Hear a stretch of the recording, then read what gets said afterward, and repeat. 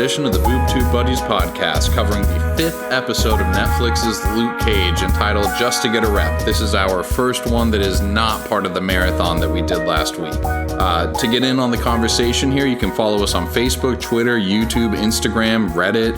Just search Boob Tube Buddies. You can also email us at boobtubebuddies@gmail.com. Everything that you send us, we're going to make sure that we dissect it on air. So please also rate us on iTunes. It's the number one way you can support our show, and we'd really, really appreciate it. I'm Adam Foxman. This is Mathis Coos. What's going on, Mothman? Oh, not a whole lot. Pretty excited that we're going to do this one and then not do 3 more. Yeah, I'd say that capping out at 1 a night's going to be pretty good, especially considering we just recorded our Westworld podcast as well. Yes. I think 2 tonight is going to be just fine. Absolutely. So we start this one off, and it opens in Cottonmouth Club, and we have a fucking sweet hip-hop performance, wouldn't you say? Oh my God, yeah, I love it. Long live the Chief. Yeah. It's solo. No one else is there, and it's, some hip-hop performances kind of be boring because it's one person and someone with a computer, but he's a pretty lively performer. Oh, hell yeah. Got some serious pizzazz. He's dressed really nice. He says something cool where he kind of pulls at his collar a little bit. Something about doesn't want his best dressed day to be in a casket at his funeral. Yeah. I'm sure I just butchered the line, but it's a really cool line, and I love his movement when he does it. Yeah, and then it's got this weird siren sound at the beginning, but then it goes into this sweet breakbeat, kind of like this. Long little chief. Cockroaches in the racks. It's my favorite part when it gets back into that. Yeah. Anyway, very I'm sweet just glad song. that you queued up a part that didn't have the N-word drop in it. I will say with that song, throw a rock and you'll hit it. Yeah, it's definitely not something you want to listen to with your mom in the car. No. Yeah. And not something you want to sing along to ever as a white person. Yeah, definitely not if you have the hue of skin color that Mathis and I do, which is pinkish with a little bit of blotchy red. Yeah. So that's the first part. Cottonmouth and Shades are listening. Other than that, it's pretty much an empty club, although I guess he's got his little Goonies back in the office. But it's interspliced also with shots of Luke Cage, who is definitely out of the closet as a metahuman. He's lifting these huge pieces of rubble while there's some people taking photos and Misty Knight's watching too. And this is where you actually get your first, at the very least in this Luke Cage series, introduction to the night nurse. Yeah, in which she is robbed, and immediately she just chases down the robber and beats his ass. I will say about the last scene with the song, it's kind of nice. I don't know. You can see Cottonmouth getting into it, and it's obviously meant to represent his mentality, trying to work his way up to the top, not letting all his money be taken. He's not going to let this down. Biggie scene earlier, you know what I mean? Where he's walking up in the crown from Biggie's behind him. That's how he looks at himself, King of Harlem. Yep, absolutely.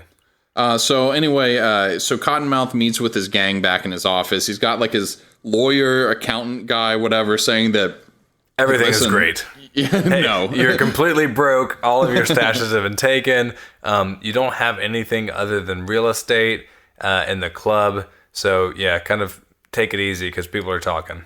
I love that the other guy that pipes up, his name's Coco, and he starts talking about basically gentrification and benign neglect is what he calls it. Mm-hmm. And he's basically advocating for leave Luke Cage alone, let him do his thing. Side. Yeah, we'll do our side. Mm-hmm. And then Cottonmouth just domes him. Yeah. And then he says, benign neglect?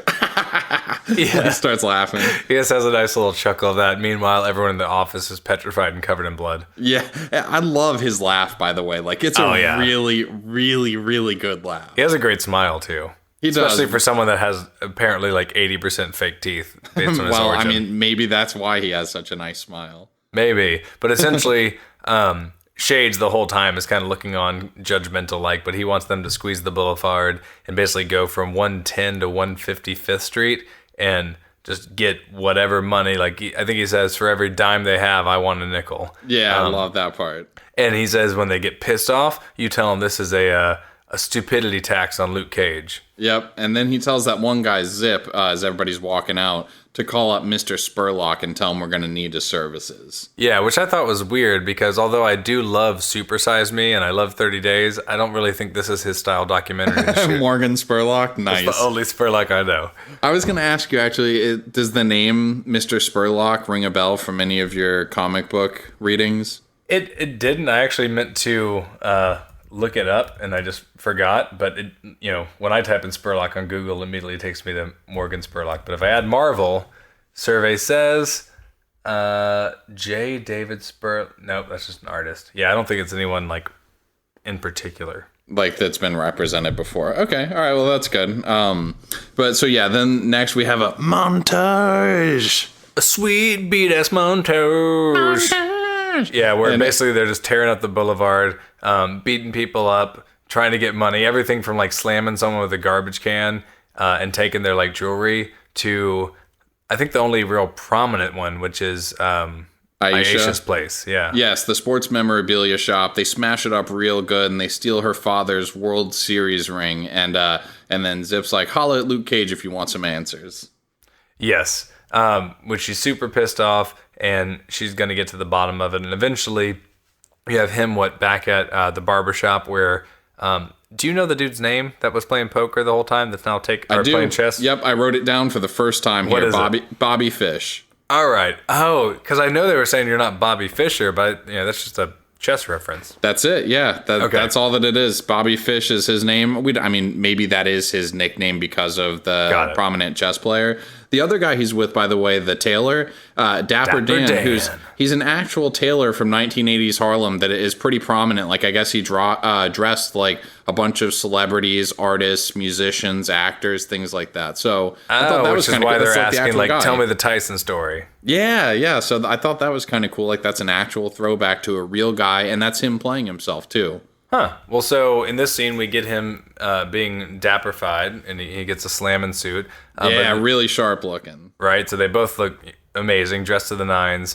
But then you also find out that Pop was a Mac daddy and had multiple girlfriends. Oh my god, yeah. Like Bobby Fish is sitting there playing the chessboard he's like, this is the ultimate game of chess, like figuring out how to put all his little side betties into different seating arrangements. The best thing is my favorite part was the last one, Candy. And Candy, I got to keep away from both of them because they both think it's his cousin.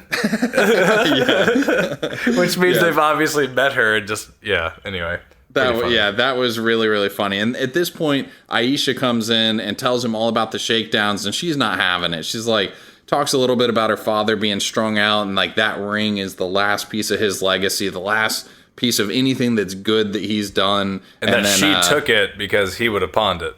Yes, yeah, exactly. And so at this point, he's like, yeah, I'm gonna do something. She's like, you need to get out there and like, work this fool over right now. And so she leaves. He ends up leaving too, and then he's just like accosted by all these different people that have been shook down. Yeah, all these different people. There's a stripper whose wages were taken. There's a dude who says, like, just some white dude that says Les Paul was taken. And then, so he's now having to fix all the damage that Cottonmouth's men are doing, right? So he goes back to the strip club and knocks these people out and says, hey, tell your boss, Luke Cage is the one that did this. That's a cool scene, by the way. Yeah, and he's like, if you come back, I'm going to do more than this. But I think he says, tell him when you wake up. And he's like, what do you mean wake up? Wake up, bam. Yeah, knocks the dude out. I love how he breaks into one guy's house. He's like, where's Les Paul? And then somehow realizes that's just a guitar. That was kind of awkward. Catch that. That's funny. Yeah, he goes, where's Les Paul? And then he looks around and then sees a guitar. The guitar sitting there. Oh my, I didn't catch that. That's really funny. Yeah, that was pretty funny. But my favorite part of all this is Luke's going to interrogate these other, just kind of wrangle all these people together. And one of them's on a stretcher. And he's just like, look, I'm going back to North Carolina. I'm getting too old for this shit, essentially. Yeah, and it's actually the guy that was at Genghis Khan. He's the only one that he doesn't beat up. That yeah, is the part one of the that gang. says, I'm not gonna. I don't even like those guys. Yeah, But immediately after, this other girl with like blue hair comes over and basically says, look, Aisha shot him, and if you don't get that ring back, she's going to keep shooting people. I love that she walks up and is part of like this tracking shot scene, and her character is literally only there and inserted for that one moment and she to let you know what happened. And she pleads the 8th. Yeah, he's like, you mean the 5th? Yeah, that. I guess that's what happens when you get some cheesy bitch into like some 30-second shoehorned role, you know? Watch half of the season like revolve around her. She's like some superhero that's going to get her own spinoff on Netflix, and then it's just fuck Foxman all the way to the bank. Yeah, this is actually Lady Hydra Lady Hydra, nice. Yeah, anyway. So at this point, Misty and Scarf pull up, and Misty holds up a picture of Luke's ex. What's her name again? Reva McEntire. That's it. Or Reva. Yeah, just Reva. I love that I agree with you without listening to the whole thing. You dingleberry. Yeah. All right, so but he doesn't answer. He that's his personal property. He wants it back. She doesn't give it to him. He just deflects all the answers, and they tell him not to show up at Pop's memorial, and then they kind of abscond. Yeah, I mean, they're just going back and forth at each other. They continue to cross paths. She has disdain for him, especially now that she knows what he is, because they've already had conversations in the past about being above the law and how there's a protocol there. And this actually comes a little more to a head later when they actually discuss it. But there's definitely some tension that they're planning here. For sure, yes. And I'm sure he does not like them having that picture that's, like, very important to him, too, you know? Sure. Mm-hmm.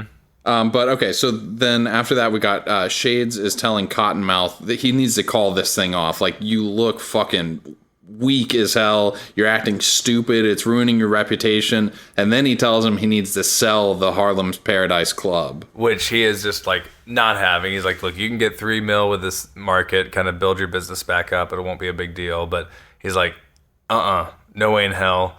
No one black has ever done anything like this. This is, this to him is his legacy. It's a lot bigger than himself. There's no way that he's going to sell it, even if that would put him back in the green. No, I'm sure that in his head, he's listening to that, long live the chief. He's listening to long live the chief. He's imagining himself with Biggie's crown on, and there's no way in hell he's going to let this just, fix itself the right way. Oh, yeah. And at that moment, Luke walks in downstairs and immediately surrounded by the henchmen. And Cottonmouth calls him Dishwasher Lazarus. Yeah. Which by funny. the way, we recorded 2 episodes tonight, our Westworld episode 1, and then this one. And in Westworld, the series premiere, there was mention of Lazarus as well. Anthony Hopkins talks about it. So he does not talk about Dishwasher Lazarus in Westworld, though.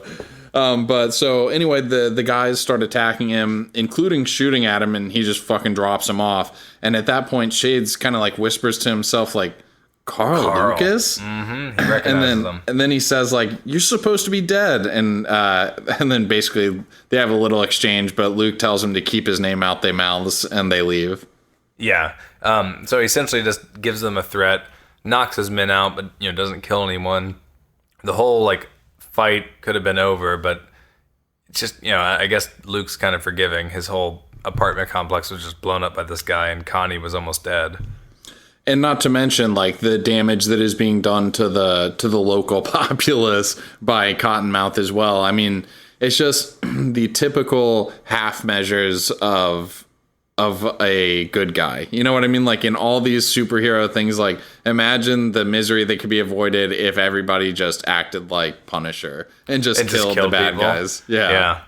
So it'll be interesting to see the Punisher TV show when that's his MO, and then we'll see the other angle when things still don't go that great. Yeah, I'm sure that it's not just going to be all peaches and fucking cream when the Punisher comes out and just starts murdering people. Yeah, episode 1 he kills everyone that's bad. Episode 2 through infinity is just utopia. Oh man, that would be super uninteresting. It's just super fun. Yeah, no tension or yeah. Anyway. But Shades, afterwards tells Cottonmouth all about Luke Cage at Seagate, and then I like the line he says, but the one thing is there's a bullet for everyone. Yes, and so now he's showing him some YouTube video of a Russian dude with a bulletproof vest on who gets shot, and he survives and everything's dandy. He's got like the Kevlar vest on. Yeah, except for then like 5 seconds later, he basically explodes from the inside. To which it's the illest shit I've seen in my life. yeah, he is super excited about that YouTube video. Yeah, he is. Yeah, I mean, I just the portrayal of Cottonmouth is just fucking great. Like every time that he breaks a smile or laughs, like it's just awesome. He obviously didn't mature past like 14. Yeah, with all of his logic, like his petty squabbles, his reaction to things, his mentality, like that's who he is. Yeah, and Shades tells him that this stuff was made from the incident. You know, like it's not of this world. And another biblical reference, they call it the Judas. Judas Steer. Oh yeah, because he says the reason why, because if you wanted to kill Jesus, this is the shit you'd use. Mm-hmm. So yeah. Although the other thing is that it costs a little bit more than 6 pieces of silver. Nice, right? They don't actually tell you. All it takes is some myrrh. Yeah, they don't tell you how much it costs. It's such a large number that Shades can't bear to even say it. He has to write it on a piece of paper. Which I thought, per bullet. But the alternative, of course, which is the much better business decision, is that he doesn't pay at all. He just asks a favor of Diamondback, but obviously he would then be under his employ and wouldn't be like, making his own turf type thing. Yeah, like you let him handle Carl Lucas for you, and he's taking Harlem from you. So Cottonmouth says he needs to make a few calls, and Shades... God, I gotta say, like, it's getting a little cheesy with this line, but Shade says, "My man." My man. It's seriously like Denzel Washington was the writer for this show, and he's like, at least once per episode, we have to have a Denzel homage. Isn't that just from Training Day? He literally says it in basically every movie he's in, I'm pretty sure. Oh, does he? I can tell you for a 100% fact, he definitely says it in American Gangster, too. Is it kind of like Owen Wilson's "Wow"? Have you seen that video? No. Oh my God, they have a montage of it. Owen Wilson literally says it multiple times in every single movie, just like that. Wow. And there is an amazing 8-minute YouTube montage. That's so good. Now I have to see if there's a My Man montage for Denzel. My man. Yeah. My man. Anyway. Remix. Okay, after this we have Misty Knight, who's getting told by, I guess, like the captain and another detective or something like that Scarf is being investigated. Yeah, so she by realized internal affairs that Scarf is not to be trusted. They ask about Chico. He's like, he went to go meet this guy under protection, completely alone, which is against protocol. Blah blah blah. So at that point, you can realize that the seeds planted that Misty doesn't necessarily need to trust Scarf. And one of those cops, by the way, that's talking to her is played by a lady who plays one of the most prominent roles in The Wire. She's a detective who at one point gets shot, but she kind of sticks with it. She's really great portrayal in that show. So I'm assuming they'll have her back at some point for some small bit. She's a very good actress to be in a 3-line arc, Absolutely, yeah. I mean, I kind of recognized her, but I didn't know what from, because I haven't seen The Wire, but I'm sure I've seen her just in other small things, and she does a good job. This next scene I thought was a little weird, though. The guys playing dice at the park? Well, yeah, they have the really 70s soundtrack to it. I think it's meant to be kind of a little bit cheesy, but he essentially just shows up and everyone scatters except for the one dude that he needs to have a confrontation with who stole the ring. Yeah, and the guy shoots Luke a couple times, obviously has zero effect. Luke grabs the gun, bends it, crumples it, really cool, lifts him by his neck, and gives him a little bit of a dressing down about how this is the Jackie Robinson Park, and you have zero respect for I don't know, the things that have built up this community. You are not embodying them in any way. Just a bit of a dressing down. Thanks, Dad. And then he grabs the ring out of the guy's coat pocket and walks off and leaves him unharmed. Yeah, that's kind of Luke's thing. Holier than thou, but kind of in a good way. He won't kill people. That kid that had the gun to his head, he gave a history lesson on Crispus Attucks before shooting himself in the stomach and scaring the kid off. Yeah, that is definitely his go-to. He's actually seems a little bit like the Reverend in Outcast.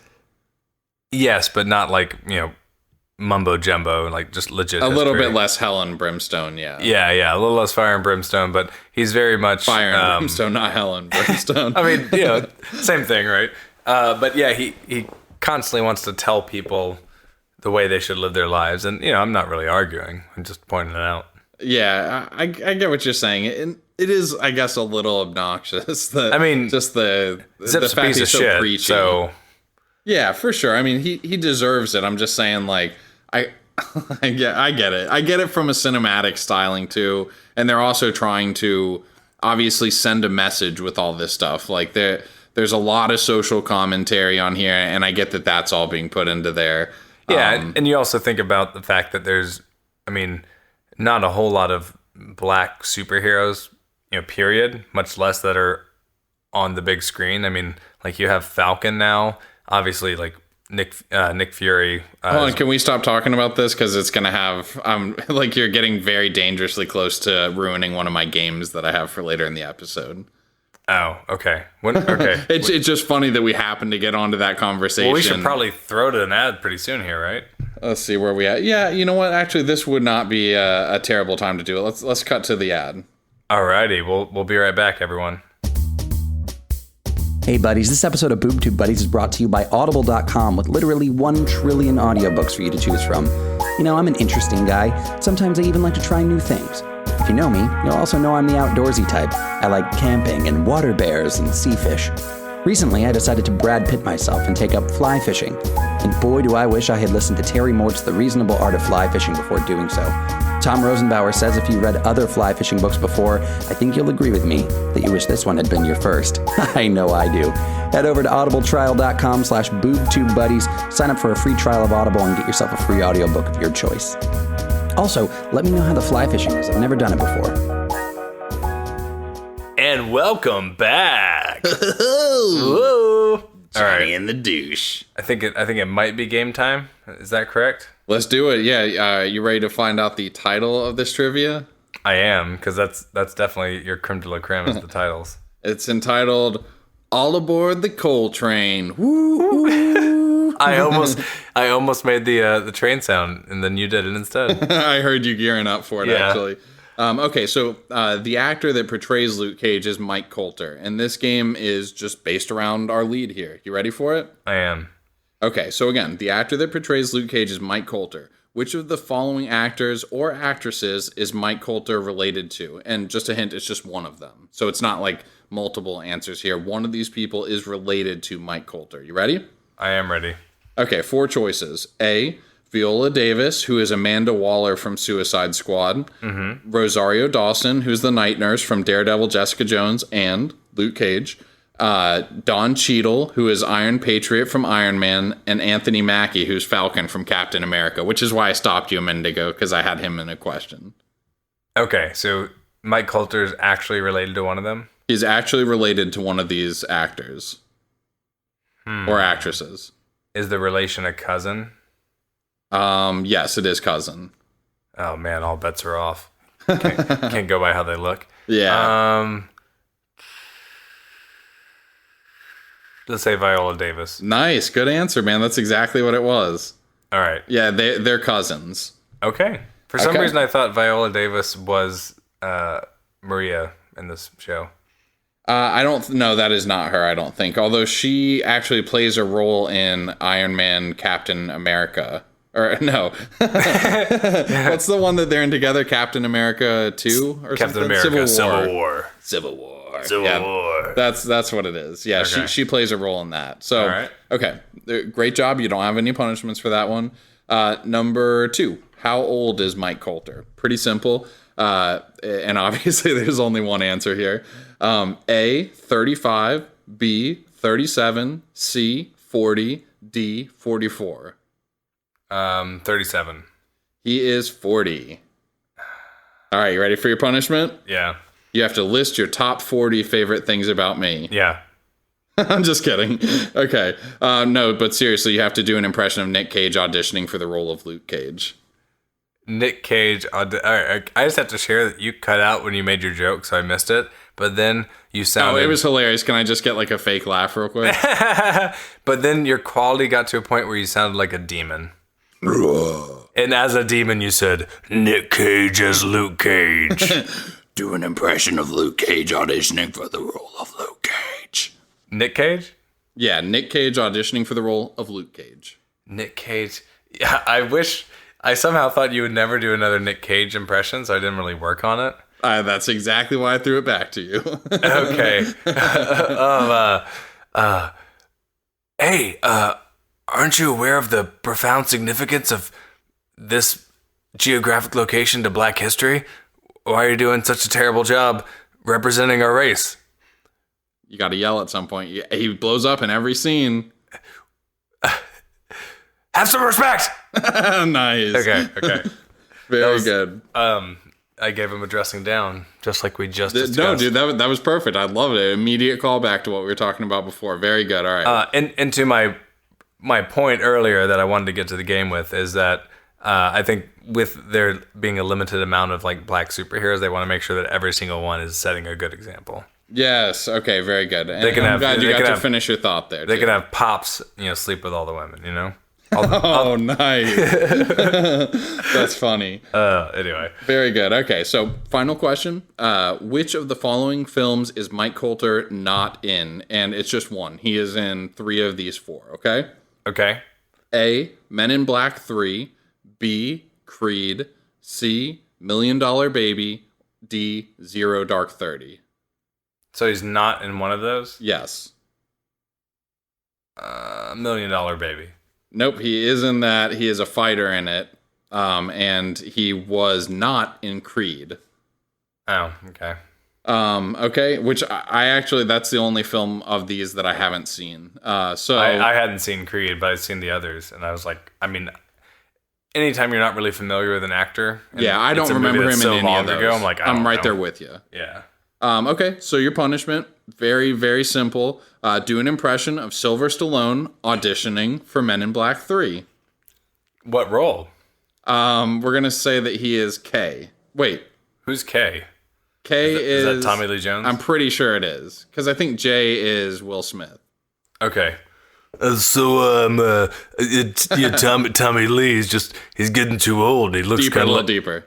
He looks a little bit like mashed potatoes, and I would just say I think I do a little better job, and I think I got a little more charisma, and Lord knows I could knock some aliens out, you know what I'm saying? That is really good, dude. Man, I'm impressed, and the mashed potato line was very funny. He looks like mashed potatoes. He looks like White Seal. Oh God! No, stop it! Oh shit, man. Okay, that was fantastic. Nice job. All right, thanks. Okay, so let's hop back into the show. You ready? Yes, wherever we were. Okay, so Scarf meets up with a guy on a park bench. Scarf. Thundercats. Ho! All right, so the guy says that Cottonmouth is the real problem here, but he does tell him that the captain is on to him, IA is investigating him, and that they talked to Misty about it. So now he knows that she is at least being clued into he doesn't know what her thoughts on it are, but he knows that she knows that he's being investigated by IA. Yeah, and he lets him know that Cottonmouth needs Domingo's guns out of evidence. Yeah, and that one of the cops there is on the payroll. Yeah, and then there's a scene prior which this did not seem like the best idea, but he got a call at his desk where he answered. Someone said one thing, he says, "You got it," and hangs up, which was kind of preceding this. And then we can probably just finish his little storyline out, because eventually later during the funeral for Pops, you see Scarf get a text from Charlie Mack, which I might assume is maybe Cottonmouth or something like that, like just a code name. Oh, I didn't notice that. Okay, yeah, I'm sure. But he gets a text that says, or the weapons, maybe it's not him, maybe it's a liaison, but it says it. No, it is him, because you see him texted actually while he's in the pew at the memorial. Yeah, that's right. I don't know why I said that so weird. But it says, "Do you have the merch?" To which he doesn't even respond yes, but he secures the merchandise in a van kind of by the sea, closes the doors, and walks away. So you know pretty soon here Cottonmouth is going to have an arsenal at his disposal.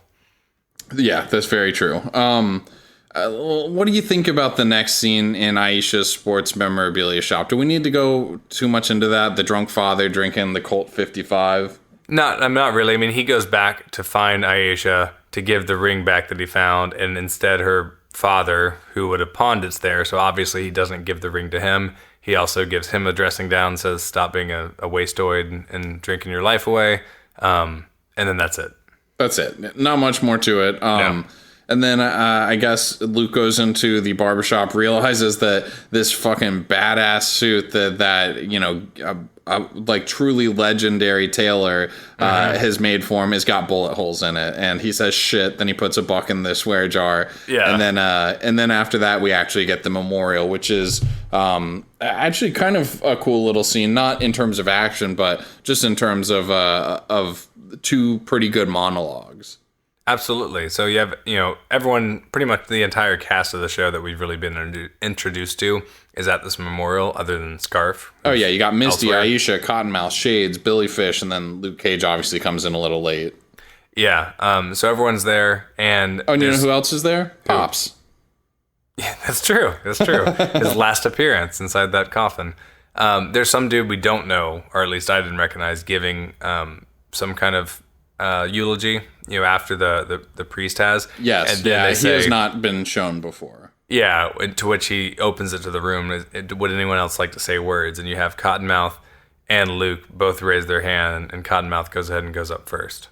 Yes, and so he gives his whole little spiel while he's up there about his past with Pops, how Pops got his name, you know, from the sound when he'd hit people. Mm-hmm. And he talks about Pop's shooter is probably rotten in hell right now, which he knows is actually a true story because he's the one who killed him. Threw him down the building. Yeah, and then he talks about how strangers are coming in with arcane abilities, and he looks right at Luke. Yeah, he gives this whole thing that, you know, Harlem's our city, we got to make it great. He lists off different people, the most modern one being A$AP Rocky.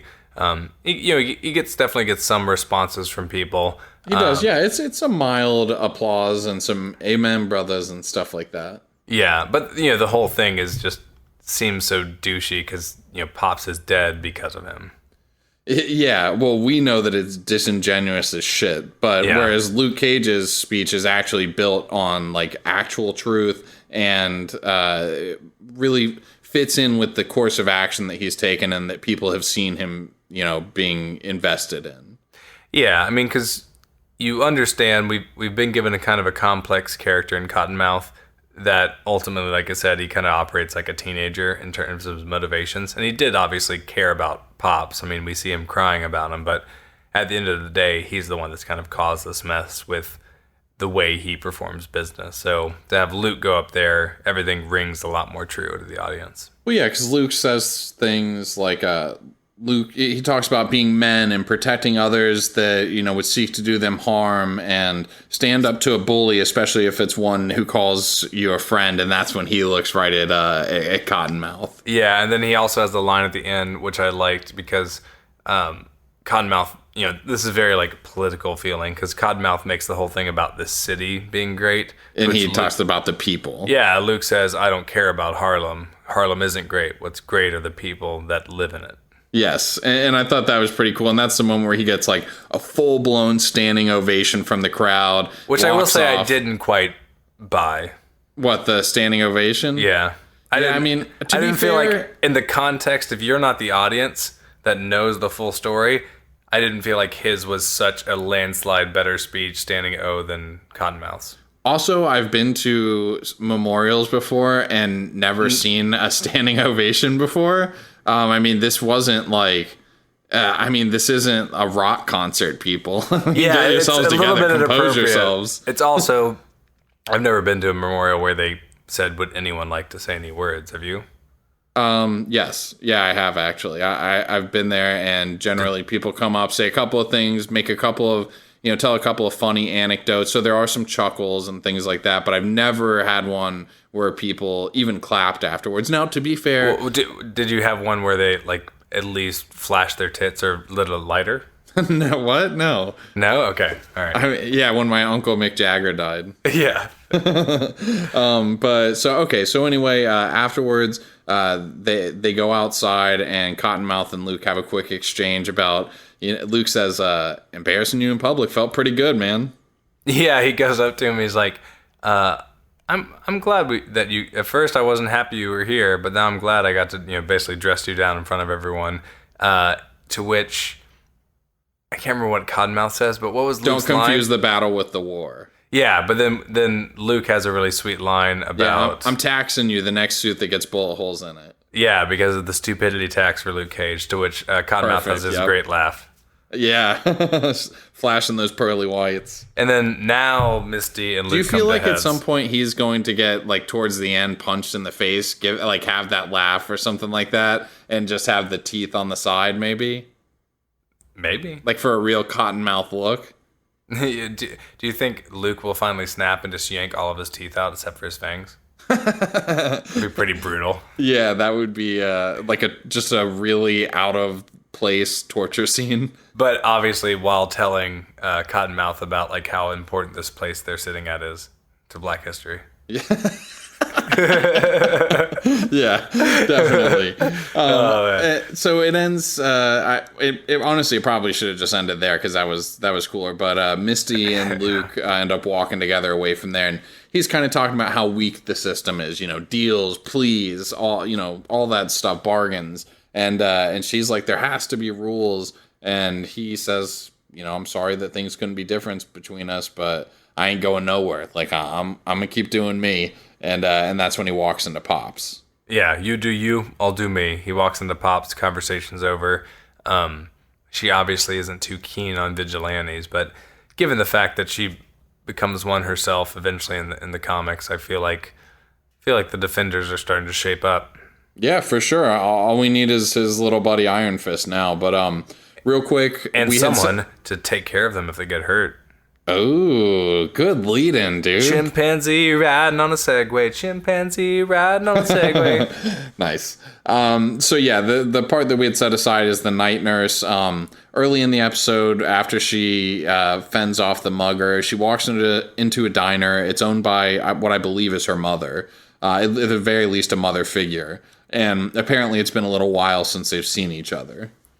Yes. So they sit and catch up, and initially she tells her that she just had to, I don't know how it comes up, but she lets her know she just fought a villain to get her bag, and she's like, what are you doing? You're gonna get yourself hurt. And she's like, well, look, this city will swallow you up if you don't stand up for yourself. You taught me that. Yeah, and you have no fucking clue what I've been through. I fought off a lot more than that. She talks about how she performed an autopsy on a guy who already had, how she tended to a guy who had already had an autopsy performed on him, but now he's somehow alive, and, Daredevil and Punisher, how she helped them, and that's what she wants to do with her life now, is help people with abilities.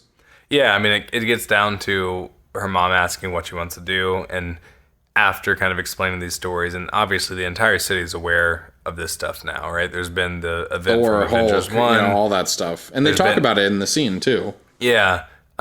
She wants to help these people that, she at least feels are making the world a better place. So, that kind of sets it up for her to be the official night nurse and not just this... Because she also mentioned that she's not allowed to work anywhere. Like, they've blacklisted her. Yeah, the hospital made sure of that. And then, so yeah, there's the last scene with her is she sees Luke Cage on TV. A guy walks up and says, "That's Luke Cage. He's for real." And then tells the night nurse that he's from Pop's barbershop. So now she knows where to find him. Yep. So we can expect maybe next episode that she will set up an official shop. Yeah. Right? Yeah, absolutely. Maybe she goes and works out of there or near there. But either way, now we know how their plot lines are going to be intertwined. Absolutely. So what did you think of this episode on the whole? I liked it. Episode 4 for me still stands at the top of the pantheon of good episodes here, but this was definitely up there. I'd say that it was middle of the road for the Luke Cage series so far of the 5 we watched. Yeah, I mean, I'm thinking about all of them. In hindsight, this may be my least favorite. Really? it's not like it was a bad episode, though. For me, it was 4, 1, 2, 5, 3. 4, then 1, then 2. I'm basically the exact same except for swapping 3 and 5. Okay, all right. Yeah, so, 4 was amazing. 1 was great. 2 was great. And then these both are... still excellent episode. All it took was "Long Live the Chief" for me to put this one over 3. That is a good performance, and I don't think we've even really talked about it, but that's kind of been a qualm I've had with some of the other ones. They always have these performances, but I don't particularly care for half of them. But yeah, this one was great. Yeah, this one, it really caught me. So, okay, very good. As always, thank you guys for tuning in. You can get in on the conversation at Facebook, Twitter, YouTube, Instagram, Reddit. Just search Boob Tube Buddies. We will make sure that all your submissions get on air. You can also email us at boobtubebuddies@gmail.com. And that's pretty much it, man. Why don't you tie a bow on this bitch, Mothman? Yeah, I'm going to say something I haven't said in a while. There's links in our descriptions, and they're just links to different Luke Cage and Jessica Jones comics. Check them out. They're all highly recommended, and it helps support us. Other than that, we'll see you next time, little buddies.